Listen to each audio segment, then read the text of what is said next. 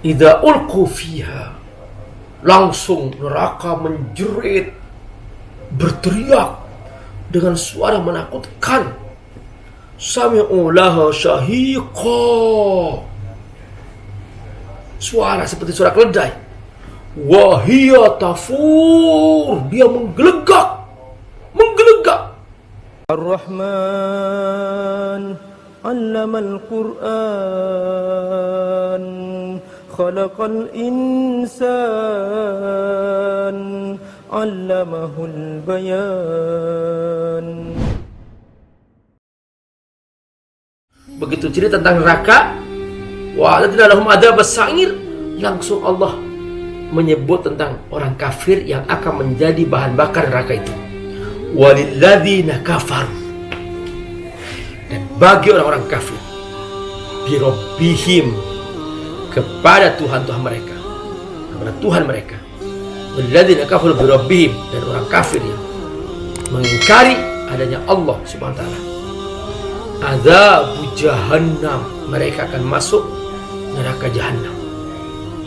Inilah tempat yang paling buruk untuk kembali. Wa bi'sal masir.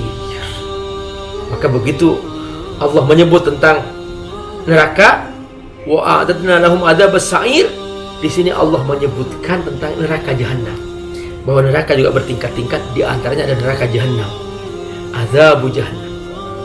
Untuk apa? Untuk Allah memastikan bahwa ini adalah tempat yang paling buruk. Wa bi'sal masir. Al-masir artinya kembali. Dan kita semua pasti kembali.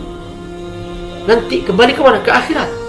Terus di akhirat ada lagi, kembali lagi. Kemana kembalinya? Terbagi dua. Ada yang kembali ke surga, ada yang kembali ke neraka. Nah, ketika kita ingat kembali ke surga, maksudnya apa? Dulu asal muasal kita manusia di surga. Nabi Adam di surga dulu, tapi karena melanggar dikeluarkan dari surga. Nah, sekarang kita berjuang supaya masuk surga. Nah, bagi orang yang masuk surga, kembali ke surga. Nah, masalahnya ketika dia kembali ke neraka, ini yang mengerikan. Wa bi'sal masir, kata Allah. Neraka itu tempat yang paling buruk. Tidak ada nyamannya di neraka, teman-teman. Makanya sabar. Jangan sampai kita menjadi orang yang kebagian neraka. Wa bi'sal masir. Na'udzubillahi min dzalik. Nah, sahabat Allah, masih berlanjut ini cerita tentang neraka. Jadi langsung masuk ke tema neraka ini, langsung prosesnya. Begitu menyebut setan, menyebut orang kafir, ini menunjukkan bahwa hanya dua penghuni neraka. Apa itu? Setan, yang kedua pengikutnya, yaitu orang kafir. Apa yang terjadi ketika orang-orang kafir itu dilempar ke neraka? Mereka mendengar neraka itu murka, menggelegak, suaranya mengerikan seperti suara keledai. Bapak Ibu dan Allah, coba sekali-kali sempatkan mendengar suara keledai. Selalu dalam Al-Quran Allah menceritakan tentang suara keledai sebagai suara paling buruk. Inna ankarul aswati la sautul hamir. Suara paling buruk adalah suaranya keledai. Di sini ulama tafsir ketika menyebutkan tentang neraka syahiqan, mereka menjelaskan sautan ka sautil hamir, suara menjijikkan, suara buruk seperti suara keledai. Ya Allah, syahiqan. Terus di saat yang sama neraka ini saking murkanya, saking marahnya, wahia tafur. Tafur artinya menggelegak. Ya Allah, mengerikan. Tahu nggak teman-teman, bagaimana cara masuk ke neraka? Kalau masuk surga, Masya Allah disambut. Oh, ini ahli sholat, masuk pintu sholat. Ini ahli puasa, masuk pintu rayyan. Ini ahli jihad, masuk pintu jihad. Masing-masing ada pintunya, disambut dengan senyum. Masya Allah. Neraka teman-teman nggak ada senyum, karena malaikat Malik penjaga neraka adalah malaikat yang tidak pernah tersenyum sejak Allah menciptakannya. Dan memang dia diciptakan hanya untuk menyambut orang-orang kafir di neraka, orang-orang yang tidak pantas bersenyum. Begitu kata Allah. Maka mereka benar-benar gak ada sambutan sama sekali. Begitulah kondisi orang-orang kafir. Dan cara masuknya tahu nggak? Mereka dilempar per geng. Bukan dipersilahkan, disambut, enggak. Per geng. Dari mana Pak Ustaz? Idza ulqu fiha. Ulqu artinya apa? Dilemparkan per kelompok. Dan idza ulqu fiha, ketika mereka dilemparkan seperti kayu bakar dilempar ke api, ya. Kayu bakar dilempar ke api, ya, seperti itu dilempar. Puk, puk. Idza ulqu fiha, langsung neraka menjerit, berteriak dengan suara menakutkan. Sami'u laha syahiqa. Suara seperti suara keledai. Wahia tafur, dia menggelegak. Sahabatku, hidup ini dua pilihan. Sabar sekarang, jangan membuat dosa, jangan makan yang haram, jangan membunuh, jangan menipu, jangan zalim, jangan berzina. Sabar sekarang, nanti masuk surga. Berapa sih di dunia? Ya paling lama 60 tahun. 60 tahun sebentar aja di dunia. Jadi itu saja di dunia. Ngapain kita sabar sekarang? Masuk surga nanti. Atau kebalikannya, Pak Ustadz, aku nggak sabar sekarang, terus nggak apa-apa deh aku masuk neraka. Aku nanti punya teman banyak di neraka. Nggak apa-apa deh Pak Ustadz masuk neraka. Yang penting banyak teman aku di neraka.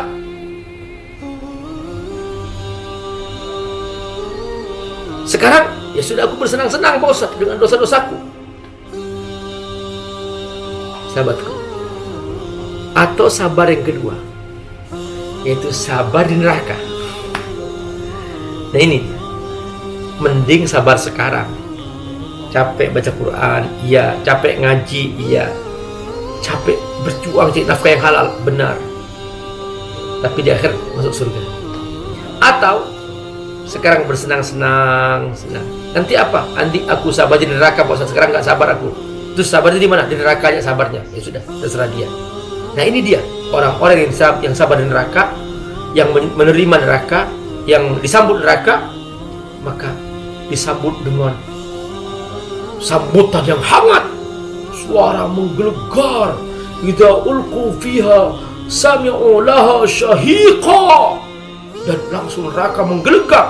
Wahia tafur, menggelegak, dan saking menggelegaknya muncul gelembung, ya Allah. Saking besarnya gelembung itu hampir meletus. Dan itu gambaran murkanya neraka. Apa kata Allah? Takadu tamayyazu minal ghaiz. Hampir gelembung itu meletus. Karena apa? Karena saking murkanya neraka. Minal ghaiz. Ghaiz artinya murka. Ini neraka itu murka juga. Dia seperti manusia juga. Murka, marah. Iya. Artinya, kenapa sih kok ada orang memilih neraka gitu loh? Padahal sudah diberi akal, sudah tahu ini baik, ini buruk. Kenapa sih kok milih neraka gitu? Apa sih nanya masuk neraka? Kata neraka gitu. Takadu tamayyazu minal ghaiz. Hampir gelembung itu pecah saking murkanya neraka.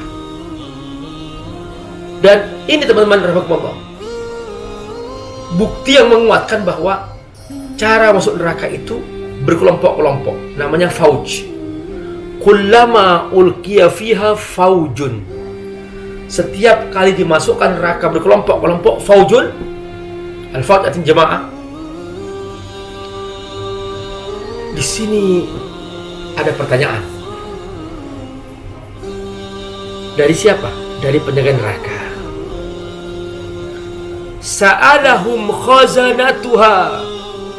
Penjaga neraka bertanya. Di sini malaikat balik ya, penjaga neraka. Tapi pertanyaannya pertanyaan bukan untuk menyambut, pertanyaan penghinaan, pertanyaan merendahkan mereka. Namanya soal taubih, merendahkan, menghinakan. Ini kenapa sih kok masuk neraka gitu? Apa pertanyaannya? Alam ya'tikum nadhir. Hei, kenapa kau pilih neraka? Apakah kamu di dunia nggak pernah mendengar peringatan tentang neraka? Nah, teman-teman subhanallah, cerita tentang neraka, cerita tentang alam akhirat, Allah sebar di setiap surah, supaya kita nggak punya kesempatan untuk berkata, aku nggak sempat baca, nggak. Baca surah mana saja ketemu neraka, ketemu surga. Kenapa? Supaya kita bersiap-siap. Alam ya'tikum nadhir. Bukankah kamu di dunia dulu nggak pernah sudah pernah mendengar peringatan tentang neraka ini, bahwa ini tempat yang paling buruk, bi'sal masir, bahwa ini tempat yang menakutkan, tamayyiz bil ghair, bahwa ini suaranya jelek, sami'ulaha syahiqa, dan ini menggelegak, wahai tafur. Kenapa kamu kok tidak berusaha kamu mendengar peringatan? Alam ya'tikum nadhir. Nadhir artinya pemberi peringatan. Ya, para nabi, para ulama. Masalahnya teman-teman rahimakumullah, ya ini dia. Kalau datang para ulama, sebetulnya para ulama nggak punya kepentingan. Para ulama itu datang dia hanya untuk memberikan peringatan, teman-teman, supaya kita jangan masuk neraka. Tapi ya itulah resiko ulama, karena dia memberitahukan hal haram, ini halal. Maka ketika mengatakan ini haram, jangan kerjakan. Di sini setan marah, karena proyek setan itu hanya semua yang Allah haramkan. Itulah dia. Ketika para ulama mengatakan ini haram, udah itu dimusuhi sudah. Dulu Nabi Yahya disembelih. Kenapa? Karena memang mengatakan ini haram. Sementara yang haram itu mereka sukai. Yang suka itu raja. Akhirnya apa? Langsung Nabi Yahya disembelih. Ya gitu. Setiap ulama tegas mengatakan ini haram, maka otomatis dia akan terancam. Assalamualaikum warahmatullahi wabarakatuh. Sahabatku rahimakumullah, Abi Amir sekarang sedang di proses pembangunan masjid ya, sampai di lokasi. Nah, ini bagian basement, ini bagian basementnya. Nanti di lantai 2-nya langsung ke pelataran masjidnya. Nah, ini membutuhkan, karena ini diperkirakan memuat sampai 4.000 santri, 4.000 jemaah. Jadi insya Allah cukup besar biayanya. Sahabat rahimakumullah, teruskan berinfak, berbagi untuk pembangunan masjid Fat Al-Hakim di pesantren Fat dari Tafsir, dan mudah-mudahan semua yang Bapak Ibu infakkan, sedekahkan, wakafkan, Allah akan ganti 700 kali lipat seperti yang Allah janjikan. Man bana masjidan faqad bana baitan fil jannah. Siapa yang membangun masjid, maka dia telah membangun rumah di surga.